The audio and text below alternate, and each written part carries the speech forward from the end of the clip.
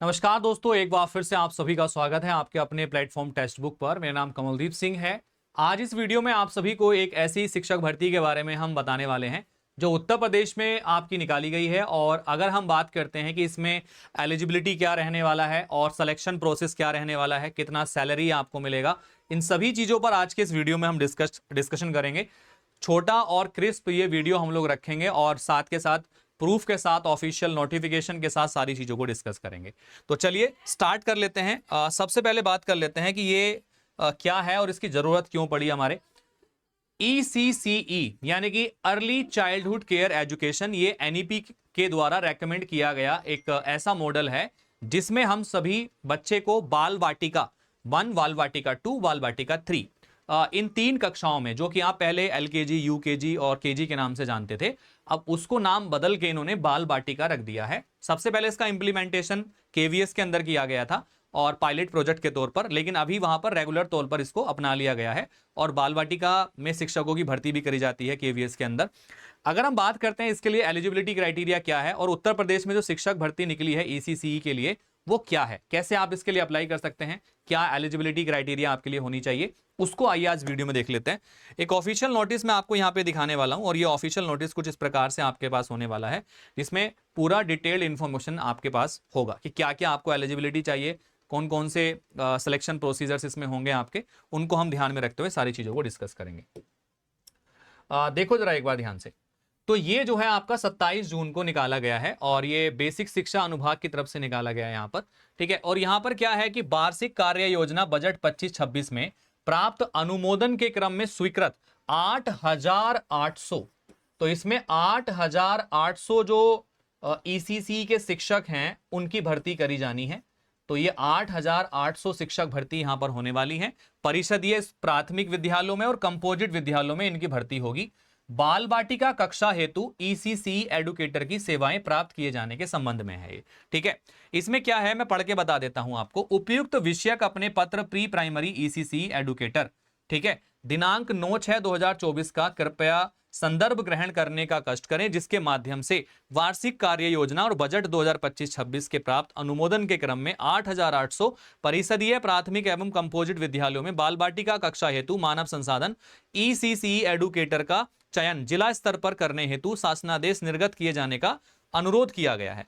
उल्लेखनीय है कि 25-26 में प्रोजेक्ट अप्रूवल बोर्ड, शिक्षा मंत्रालय, भारत सरकार द्वारा अनुमोदित 8,800 परिषदीय प्राथमिक और कंपोजिट विद्यालय में बाल बाटिका कक्षा हेतु मानव संसाधन ECCE एडुकेटर की सेवाएं उपलब्ध कराए जाने हेतु आपका जो बजट आया है वो कितने लाख प्राप्त हुआ है आपका, 1,13,060 रुपए ये प्राप्त हुआ है आपका, ठीक है। सॉरी 11,360 लाख रुपए, सॉरी मैं गलत पढ़ रहा था, 11,360 लाख की जो है स्वीकृति प्राप्त हुई है। तदनुसार प्राप्त स्वीकृति के क्रम में 8800 यानी 8,800 विद्यालयों में संचालित आंगनबाड़ी केंद्र बाल बाटिका हेतु मानव संसाधन की उपलब्धता सुनिश्चित की जानी है। उक्त मानव संसाधन ECCE एडुकेटर के रूप में संबंधित विद्यालयों के आंगनबाड़ी केंद्र को विद्यालय की बाल बाटिका कक्षा के रूप में विकसित करने और आंगनबाड़ी केंद्रों की नामांकित 3 से 6 आयु वर्ग के बच्चों को पूर्व प्राथमिक शिक्षा प्रदान करेंगे। यानी कि जो पहले आंगनबाड़ी के नाम से जाना जाता था अब उसको बदल के बाल बाटिका किया जा रहा है 3 साल से 6 साल के बच्चों के लिए, ठीक है। साथ के साथ में ECCE एडुकेटर संविदा पर सेवा प्रदाता के माध्यम से आबद्ध किए जाएंगे। मतलब ये जो वैकेंसी होगी ये कॉन्ट्रैक्चुअल बेसिस पर होगी, ये परमानेंट बेसिस पर नहीं होगी। यहाँ पर को लोकेटेड आंगनबाड़ी केंद्रों बाल बाटिका में पूर्व प्राथमिक शिक्षा की व्यवस्था हेतु मानव संसाधन हेतु प्राप्त प्रस्ताव निम्नवत दिशा पर निर्गत किए जा रहे हैं। राज्य स्तर पर यह भर्ती होने वाली है, यानी कि आपके स्टेट लेवल पर यह वैकेंसी होगी। राज्य स्तर पर पूर्व प्राथमिक कक्षाओं हेतु शिक्षण प्रक्रिया, मानव संसाधन आदि से संबंधित बिंदुओं से निर्धारण हेतु राज्य सरकार प्राप्त निर्देशक राज्य शैक्षिक अनुसंधान और प्रशिक्षण परिषद उत्तर प्रदेश की अध्यक्षता में 8 सदस्यीय समिति का गठन किया गया इसके लिए, ठीक है, जिसमें समिति का मुख्य संस्तुतियों के आधार पर मानव संसाधन के अवस्थापन आदि का निर्धारण करने हेतु निविदा पर सेवा प्रदाता के माध्यम से चयन किया जाएगा। तो यहां पर जो मानदेय इसका रखा गया है वो 10,313 रुपए प्रति माह रखा गया है। तो 10,313 रुपए प्रति माह आपका ये वेतन इसमें रहने वाला, इतना सैलरी आपको मिलेगा वेतन के तौर पर। और इसमें खास बात ये रहेगी, इसमें जो है 75 जिले जो हैं आपके, उन 75 जिलों में इसकी भर्ती की जाने वाली है। साथ के साथ में नियुक्ति का प्रकार संविदा रहेगा, आउटसोर्सिंग के माध्यम से होगा, और संविदा की अवधि जो रहेगी इसमें 11 महीने की रहेगी, मतलब 11 महीने का कॉन्ट्रैक्ट आपको दिया जाएगा स्टार्टिंग में। मानदेय जो रहेगा इसमें आपका 10,313 रहेगा, इसमें पीएफ आपका कटेगा और आपका ईएसआई भी इसमें आपका कटेगा। इसके लिए जो शैक्षिक योग्यता है वो क्या होनी चाहिए, एलिजिबिलिटी क्राइटेरिया क्या होना चाहिए वो देख लेते हैं। शैक्षिक योग्यता के तौर पर विधि द्वारा स्थापित यूजीसी के माध्यम से प्राप्त विश्वविद्यालय स्नातक परीक्षा गृह विज्ञान मुख्य परीक्षा के साथ न्यूनतम 50% अंकों के साथ उत्तीर्ण की हो। यानी कि जो होम साइंस वाले हैं, जिसने होम साइंस की परीक्षा ग्रेजुएशन में होम साइंस उनका मेन सब्जेक्ट रहा हो, तो 50% अंकों के साथ में आपने वो कर रखा हो। आरक्षित वर्गों के नियम के अनुसार न्यूनतम अंकों में 5% की छूट दी जाएगी। अगर आप किसी रिजर्व्ड कैटेगरी में आते हैं तो रिजर्व्ड कैटेगरी में 5% का छूट भी आपको मिल जाएगा उसमें, ठीक है। अथवा आपने क्या कर रखा हो इसके अलावा, या तो आपने होम साइंस से ग्रेजुएशन कर रखा हो, या फिर नर्सरी अध्यापक शिक्षा, एक आपका एनटीटी की परीक्षा होती है, एक नर्सरी अध्यापक शिक्षा होती है, सीटी नर्सरी होता है, डीपीएससी का कम से कम 2 वर्ष की अवधि का डिप्लोमा अथवा समकक्ष योग्यता आपने कर रखी हो।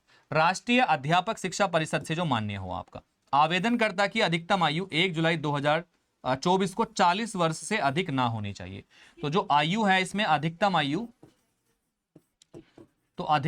इसमें रखी गई है आपकी 40 साल। तो 40 साल की आयु तक इसमें आप अप्लाई कर सकते हैं आपके, ठीक है। तो इसके दायित्व क्या रहेंगे मैं वो भी समझा देता हूं आपके। इसमें 3 से 6 वर्ष के बच्चों को औपचारिक शिक्षा हेतु तैयार किया जाएगा। यानी कि जो आपका 3 से 6 साल के बच्चे होते हैं उनकी प्री एजुकेशन का काम कराया जाएगा। 3 से 6 बच्चों को भौतिक, मानसिक, सामाजिक, संवेगात्मक और अकादमिक विकास हेतु वातावरण सृजन और आंगनवाड़ी कार्यकर्ती को उक्त की संप्रति में सहयोग प्राप्त होगा। आयु वर्ग 5 से 6 वर्ष के बच्चों पर विशेष ध्यान देते हुए निपुण भारत मिशन के अंतर्गत निर्धारित अधिगम स्तर की संप्राप्ति सुनिश्चित करना इसका मेन कार्य होगा, ठीक है।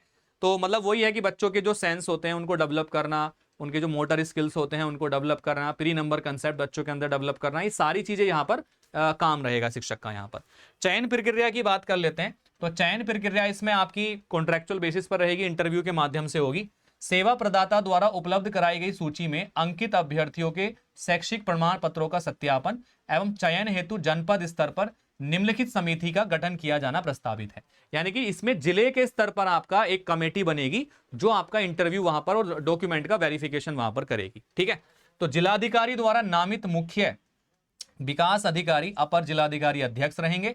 प्राचार्य जिला शिक्षा एवं प्रशिक्षण संस्थान संबंधित जनपद सदस्य रहेंगे। इसमें जिला बेसिक अधिकारी बीएससी रहेंगे। इसमें उक्त समिति द्वारा सेवा प्रदाता द्वारा उपलब्ध कराई गई अभ्यर्थियों की सूची में अंकित अभ्यर्थियों की शैक्षिक योग्यता संबंधी प्रमाण पत्रों का मूल अभिलेख का मिलान और सत्यापन किया जाएगा। इसमें आपका ओरिजिनल डॉक्यूमेंट के साथ वेरिफिकेशन होगा इसमें, ठीक है। विद्यालय चयन हेतु काउंसलिंग होगी उसके बाद में आपकी, ठीक है। तो भाई इस प्रकार तैयार मेरिट लिस्ट में क्रम संख्या 1 में अंकित अभ्यर्थी के मुख्य जनपद के उन सभी विद्यालयों की सूची को कोलोकेटेड केंद्र जनपद के साथ में एक मेरिट लिस्ट जारी करी जाएगी। मतलब इसमें डायरेक्ट है आपका ये फॉर्म भरने के बाद में आपका जो है, ये मैं आपको बता दूं किस तरीके का प्रोसेस रहेगा इसमें आपका, कि मांग पर 3 गुना आवेदनकर्ताओं पर न्यूनतम 10 आवेदनकर्ताओं में से चयन का पारदर्शी व्यवस्था बनाकर किया जाएगा यहाँ पर, ठीक है। तो ये इसकी प्रक्रिया यहाँ पर रहने वाली है। इसका पूरा जो डिटेल है शासना की प्रमाणिकता वेबसाइट पर मिलेगा आपका, sasnadesh.up.gov.in। इसको हम वहां पे वेरीफाई भी कर सकते हैं अगर आप चाहें तो इसको वहां पर वेरीफाई भी आप लोग कर सकते हैं। मैं आपको दिखा देता हूं एक बार, देखिए इसको आप वहां जाके वेरीफाई भी कर सकते हैं। तो जितने भी लोगों ने आपका एनटीटी कर रखा है, होम साइंस से ग्रेजुएशन कर रखा है, तो आई होप उन लोगों के लिए एक थोड़ी राहत बड़ी खबर है कि अगर जब तक कोई गवर्नमेंट परमानेंट जॉब नहीं ले लेते तो यहाँ पे आप कर सकते हैं, ठीक है। तो मैं इसको ओपन करके दिखा देता हूँ, शासनादेश यूपी। तो शासनादेश यूपी की हम वेबसाइट को जब ओपन करते हैं यहाँ पे, तो ये आपके पास ये आ जाता है यहाँ पर, देखिएगा, ठीक है। ये आपके पास चीज़ें आ जाती हैं। विभाग के आदेश के अनुसार ये जो इम्पोर्टेंट जो इन्फॉर्मेशन है वो यहाँ पे अपलोड हो सकती होती हैं। इस पर आप इसको वेरीफाई यहाँ पे कर सकते हैं, ठीक है। तो चीज़ों को आप यहाँ पे वेरीफाई भी कर सकते हैं। चीज़ों को लेके आपको बस पता होना चाहिए कि जो नंबर है आपका, नंबर क्या है आपके नोटिफिकेशन का, जो शासनादेश के चीज़ें अपलोड करी गई हैं वो कहाँ अपलोड करी गई हैं, वो सारी चीज़ें यहाँ पे आपकी दिख जाती हैं। आपको यहाँ से आप इसको वेरीफाई भी कर सकते हैं, ठीक है भाई। तो शासनादेश को सत्यापित करने के लिए आप यहाँ पर जो नंबर के अकॉर्डिंग नंबर लिखे ना, इन नंबर के अकॉर्डिंग वेरीफाई भी इसको कर सकते हैं इस वेबसाइट के ऊपर। आपको वो ऑफिशियल डॉक्यूमेंट भी देखने के लिए मिल जाएगा यहाँ पर, ठीक है। तो आप इसके लिए इसको ध्यान से रखेंगे। तो सबसे पहले क्या होगा मैं बता देता हूँ। इसमें जो आपका होगा फॉर्म भरा जाएगा पहले, फॉर्म के बाद में एक मेरिट लिस्ट तैयार करी जाएगी आपकी, और इसमें 3 गुना लोगों को डॉक्यूमेंट वेरिफिकेशन के लिए बुलाया जाएगा। आफ्टर दैट जो मेरिट लिस्ट बनेगी उस मेरिट लिस्ट पे आपका चयन वहां पे किया जाएगा। तो आप इस तरीके से इसको देख सकते हैं, ठीक है भाई। तो ये चीजें आपको ध्यान रखनी है। चलो सो भाई